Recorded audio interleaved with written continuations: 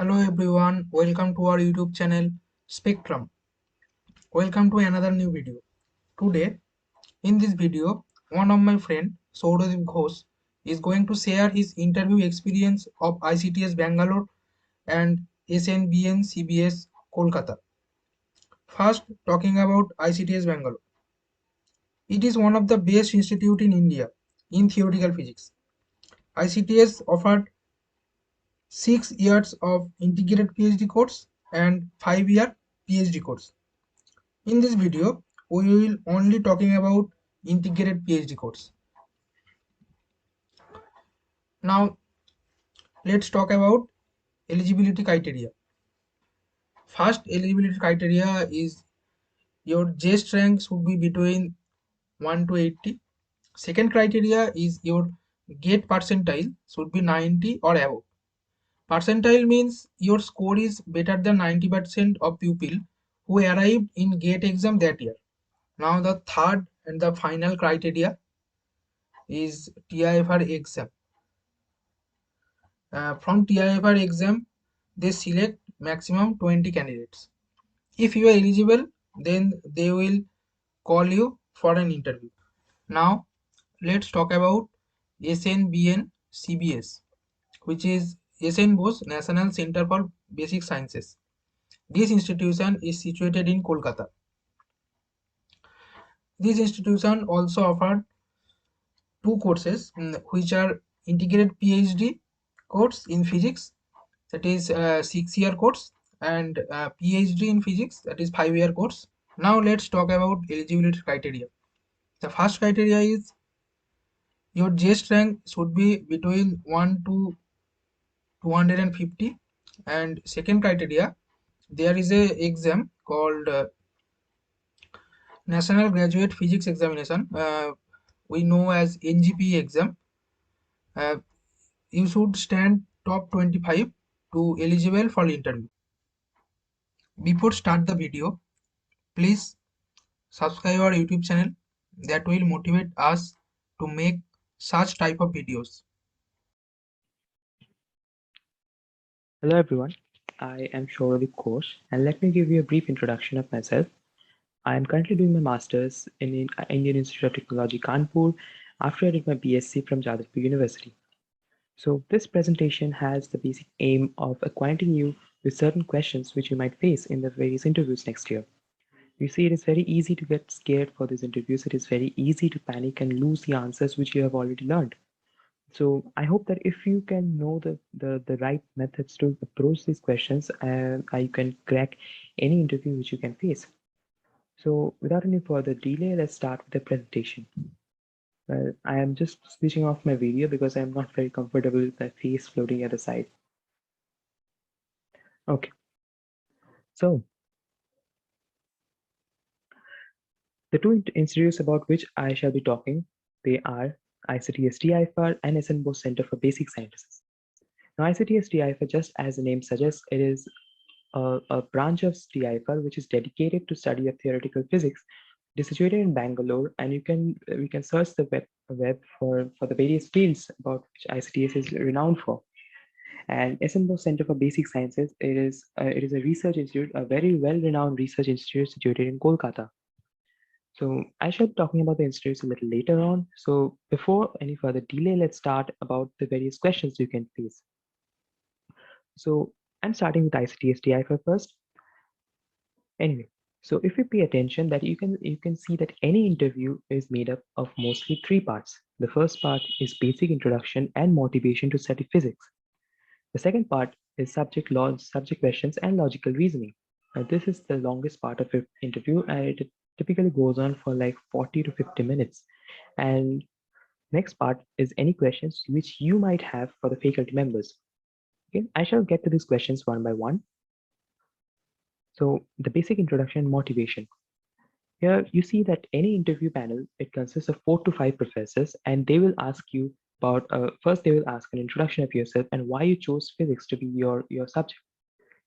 And next they will say why you chose ICTS TIFR as your place of study, why you applied to them.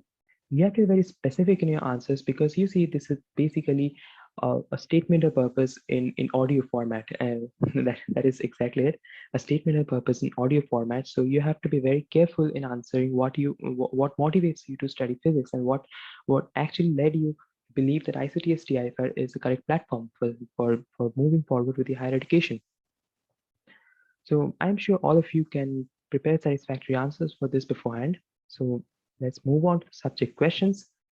For the subject questions, I prepared a separate PDF because I am not very comfortable in writing a presentation. So the questions which I faced at ICT-STIFR, they were rather asked in an ascending order of difficulty. That is, they start with quite easy ones and they slowly move on to the harder ones. And the first question, where I'm pretty sure some of you might have seen this question in some books. So there is a particle, a small particle, which is situated at infinity, and it is moving with a velocity of v infinity. Now this particle is at a distance of small d from the horizontal. Now, as this particle is moving, there is a small planet which is situated at infinity distance. Okay. Now, I was asked what is the minimum velocity v infinity so that the particle just escapes the gravity of the planet. Now, before I move on to the hint of this question, which I'm pretty sure is quite easy, let me tell you that you might never expect the same questions to repeat. This question can be asked in thousands of different ways, and not thousands exactly, that is exaggeration, but in 2 or 3 different ways. So they can ask you, what is the impact parameter of this small particle? The impact parameter is nothing but the small d, that is the distance at infinity before which it can be captured by this planet. And also they can ask you to capture cross section. Capture cross section is basically this d. It is also the radius of capture cross section is d. So just as I mentioned before, that you can expect the same questions to be repeated, but in a different fashion. Okay. So how to solve this question, or rather how to approach this question? Now keep this in mind that when you ask certain questions in the interview, you have to mention the steps involved. Okay, you have to explain the steps. The more you explain your steps, the better your chance for selection, because you might make small mistakes under pressure, but what you'll actually see is how you approach the problem and how clear your concepts are. So in this case, I started with the application of conservation of angular momentum. And using conservation of angular momentum, why do I use angular momentum conservation? Because you see this system has no net external torque, so the total angular momentum of the system will be conserved. So at infinity, this is angular momentum, and say capital V is the speed of the planet at this point, not the planet, is speed of the particle at this point. So mv infinity d is equal to m capital VR. Using this, you find a relation between two unknowns. In this case, there are two unknowns, v infinity and d, okay? And also capital V, but you're mostly asked to calculate any one parameter in terms of the others. So next, you apply conservation of angular momentum and use the above relation to get the actual relation. I'm pretty sure if you can write this question down and start solving them, you can actually solve this yourself. Okay, but just be sure you explain all the steps. That is what they will actually see. Okay. The next question which I was asked, there were some basic questions on Newton's law and free body diagrams. Now keep this in mind that I was quite lucky to have this question as one of my questions of an interview like ICT-STIFR. I mean, ICT-STIFR is notorious for asking questions out of bounds. So this was a very easy question. There are two blocks stacked upon each other, and they are moved at the velocity of u, and the length of the lower block is L, and you have two coefficients of frictions, one between this capital M and the ground, and the other between the upper block and the lower block. So the two of them are different, and you have to calculate the time taken by this capital M to reach the other end of the block. Okay, and you can solve this very easily. I'm pretty sure you can just break up this diagram into two free body diagrams, and after that you just solve for the unknowns. It is very easy. The main question which I felt was quite good and in the classical mechanics part of this interview was obtain the Lagrangian equation of motion, or it's not Lagrangian equation of motion, obtain the equation of motion for a system whose Lagrangian depends on q triple dot. Now, I was asked what are the initial conditions that you need for such an Euler-Lagrange equation. Now, you see that this This question might be a little out of syllabus for a BSc level student, but if you know the approach of how to derive Euler-Lagrange's equation from the principle of least action, I'm pretty sure you can proceed with this question. And even if you are not able to proceed with this question, you just tell them that I do not know, and they will start giving you hints. Okay? I was lucky enough to know this. So remember the basic rules of least action principle. That is, if you have two certain points of time in and two generalized coordinates, you see that the variation of these coordinates at the endpoints, they should be zero. And that is one condition, that is exactly one condition which you need if the Lagrangian depends on only one first order derivative of q. That is, if the Lagrangian depends on first order derivative of q, you'll need to have the variation in q to be equal to zero at the endpoints.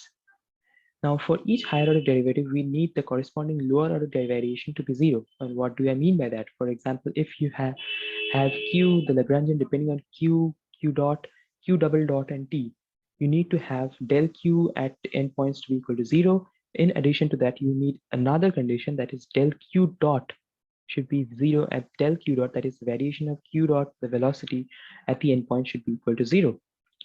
For this question, you see that the Lagrangian depends on third order derivative of q, so you need three conditions. And this is the exact answer which they had asked from of this question. That is, del q at the endpoint should be equal to zero, del q dot at the endpoint should be zero, and del q double dot should be equal to zero. And so this is what I meant by this statement. That is, for each higher derivative, we need the corresponding lower order derivative variation to be zero at the endpoints. So if you have the Lagrangian depending on third order derivatives, you need three boundary conditions. If you have Lagrangian depending on fourth order derivatives, you need four boundary conditions. Okay. And next is uh, some trivial partial differential equations. I mean, not partial differential equations, sorry. That is some trivial integration by parts. So del S is equal to this quantity, and you have del L, del Q dot. You break it up into partial differential partial fractions, and next you apply integration by parts to each of these. For example, del q dot can be written as ddt of del q, and you can transfer ddt to this term and apply the boundary conditions. And if you apply the boundary conditions to each of these terms, you'll see that you get an equation of this form. Now, I suggest that you do the calculation by hand for Lagrangian depending on q dot, and q double dot. After that, you can just apply intuition to understand the sign and the derivatives. Okay, so this was the question, the gist of the question for this. And I was given, after this I was given an example to solve. I was given an actual Lagrangian to find the equation of motion, and I'm sure once you get the equation of motion, you can, I mean, once you get the form of the Euler-Lagrange equation, you can easily calculate the equation of motion. Okay. Next, I was asked some basic questions on central force.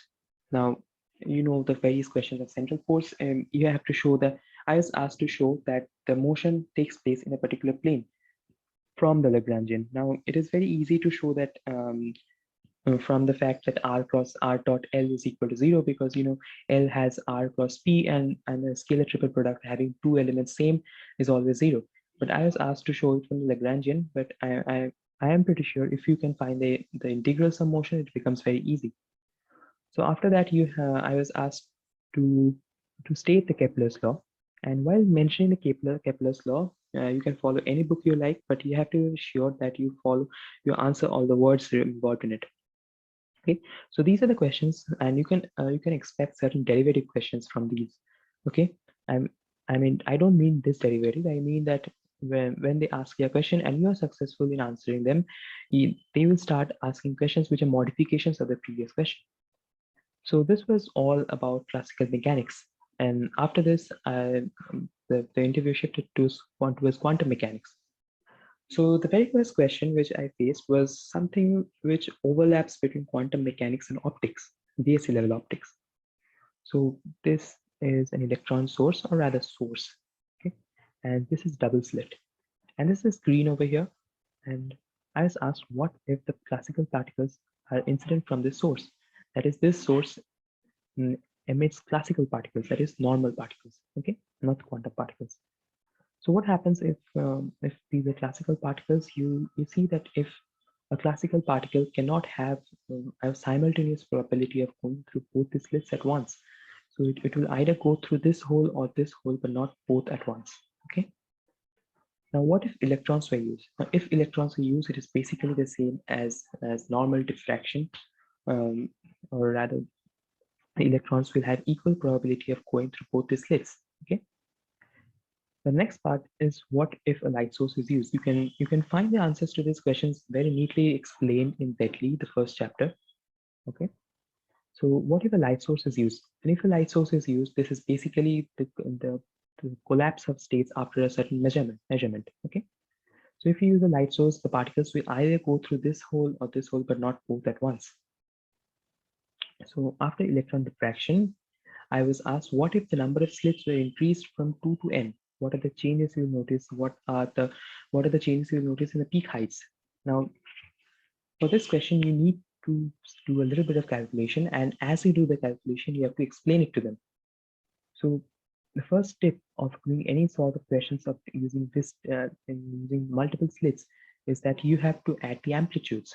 After you get the amplitude, you just square it and get the corresponding intensity. So if the number of slits is increased from n2 to n, you will have basically diffraction pattern. And you can expect some basic questions on diffraction, like what happens if the number of slits is kept on increasing, and I mean, what are the condition of maxima and minima?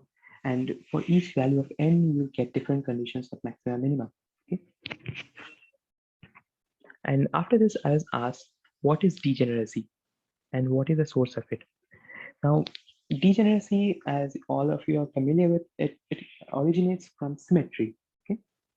Any symmetrical particle, or rather any symmetrical potential, will have degeneracy associated with it. And what kind of symmetry? Rotational symmetry. For example, if you have, if you have a 1D infinite square potential, you will never have degeneracy in it, because there is nothing to be degenerate over here. But the moment you go on to higher dimensions like 2D or 3D box, you have degeneracy because of the fact that a square box, or rather a cube, will have rotational symmetry. Now, the next question was a little tricky at that time, because uh, you see, you normally don't see degeneracy in 1D cases. So can only 3D systems have degeneracy? The answer is very simply no.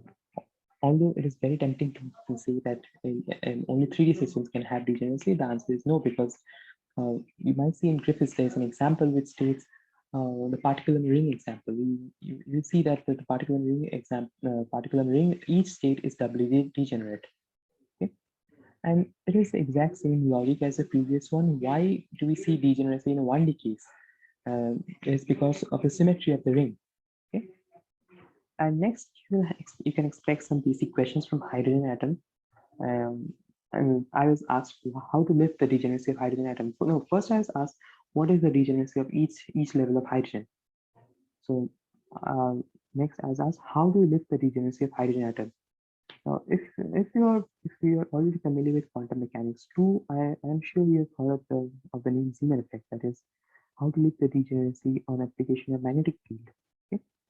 The moment you apply magnetic field, the degeneracy with respect to M, it will vanish, but the degeneracy with respect to L, it will still persist.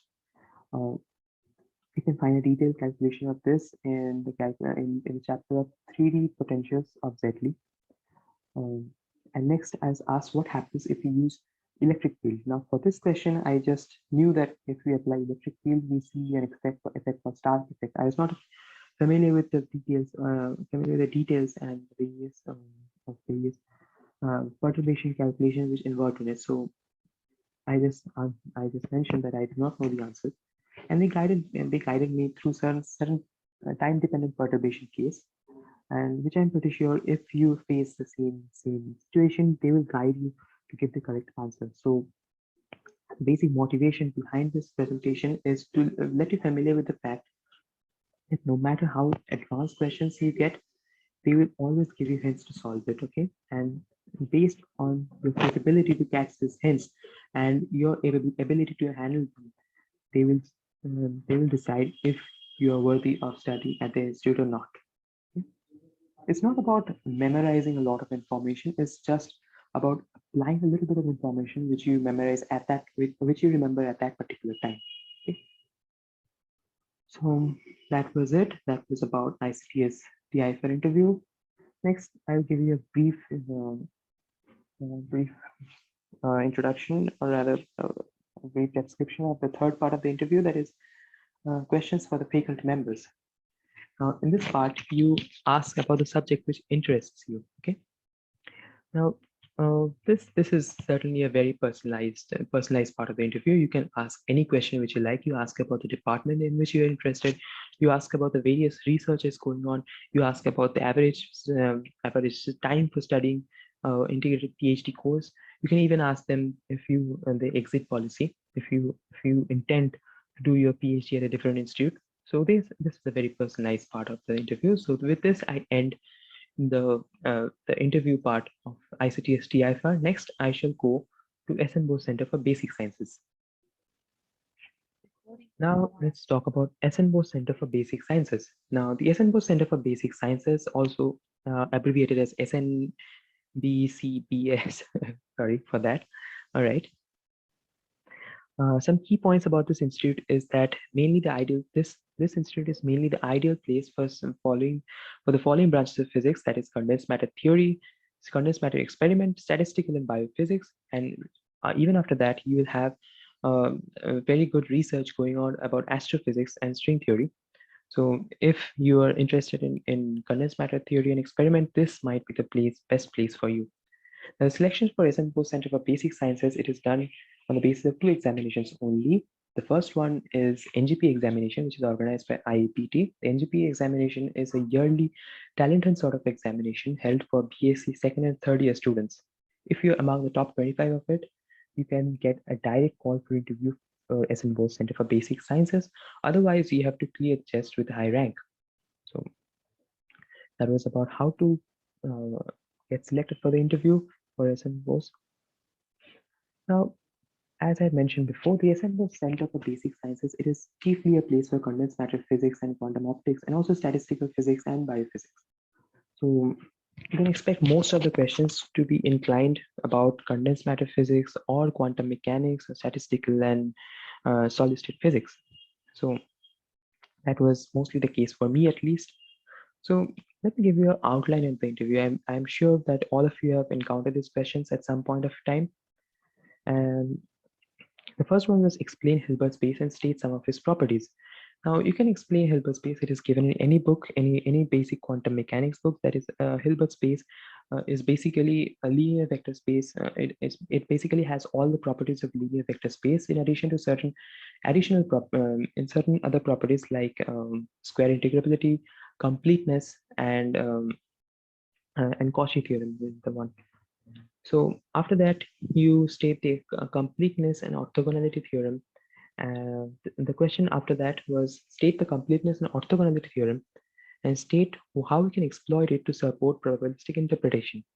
Now, what do you see the orthogonality theorem and the completeness theorem? They are very basic parts of quantum mechanics, and you see that using the orthogonality property, you can extract any for example, if you have a wave function psi, and you express it as a linear combination of another vector space, that is say phi, you can extract each coefficient using the orthogonality theorem, and using and each coefficient, the modulus, the squared modulus of each of these coefficients, they give you the probability of that particular state. So this is basically that question.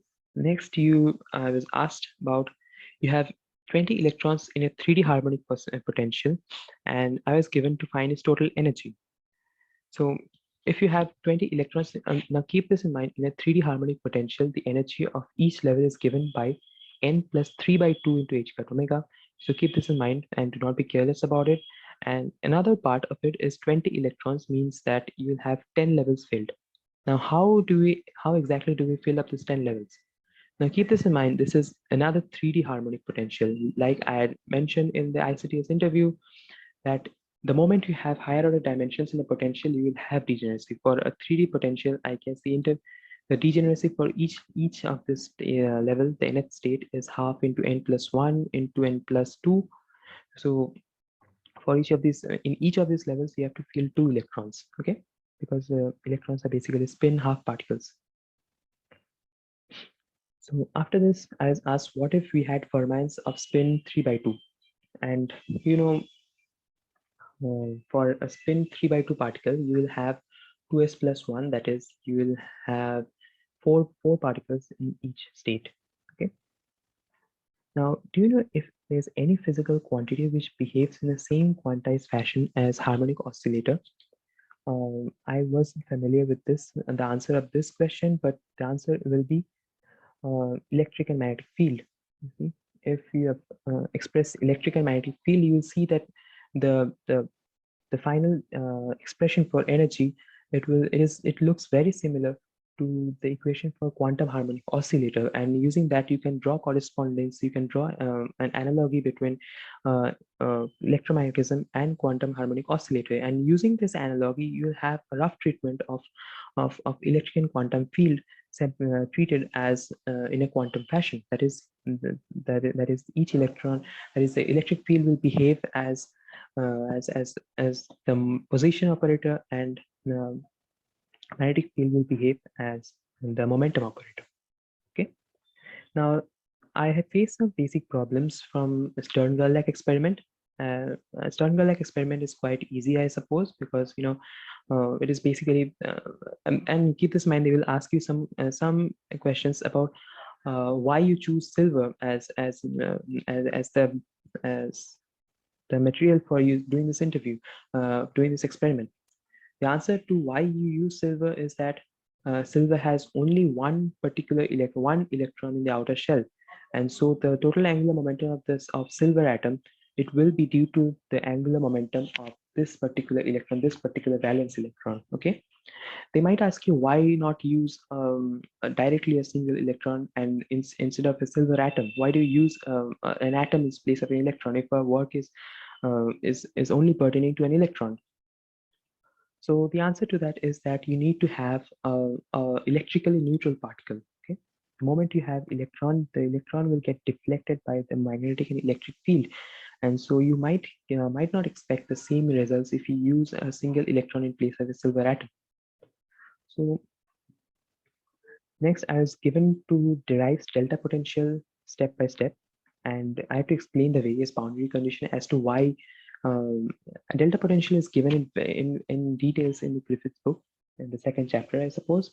You can refer to the book, and also you can refer to Zettley if you want some more examples. So delta potential I was given to derive step by step, and I had to explain the various boundary conditions.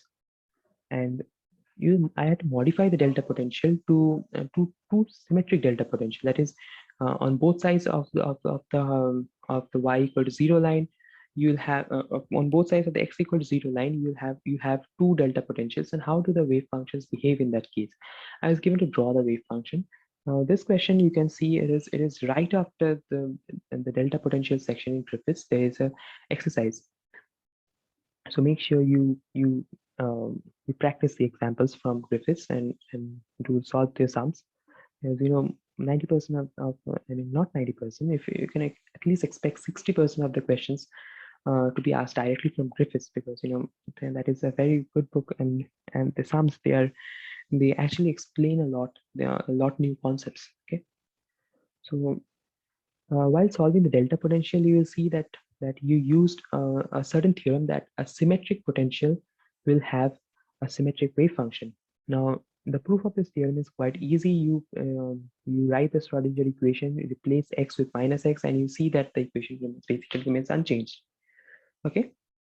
And next, I had some basic general physics question as to why the amplitude of a simple pendulum should be kept in between 2 and 3 degree. Why we cannot use why we cannot apply a larger perturbation.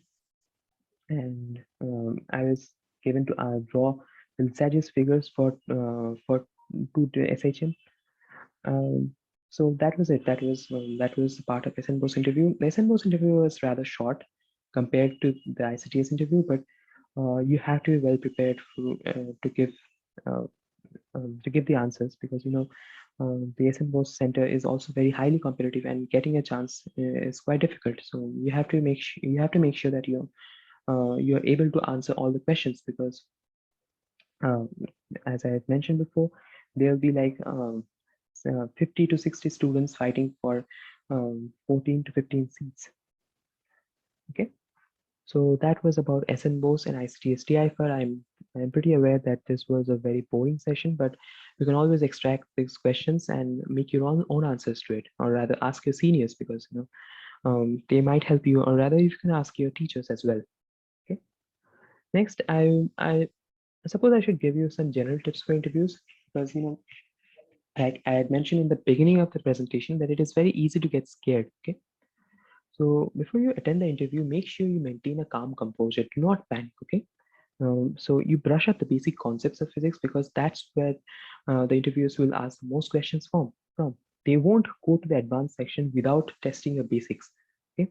And if they ask you advanced questions which are way out of the syllabus, must keep this in mind, that they do not expect you to know the answers. Okay. And if you do not know the answers, just say so in a polite manner, and they will constantly give you hints. They will constantly push you to solve the sums by yourself.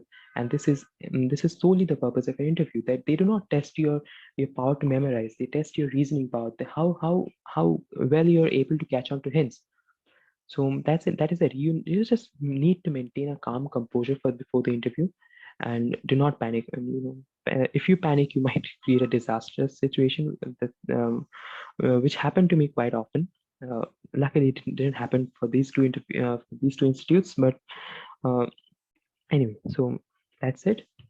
I wish you all the best for your session, and I hope that all of you get admitted to the institution which you're hoping for, and stay healthy, and keep on studying, and enjoy what you study. Okay, that is the most fun part of it. And that's it. I sign off with this. Thank you.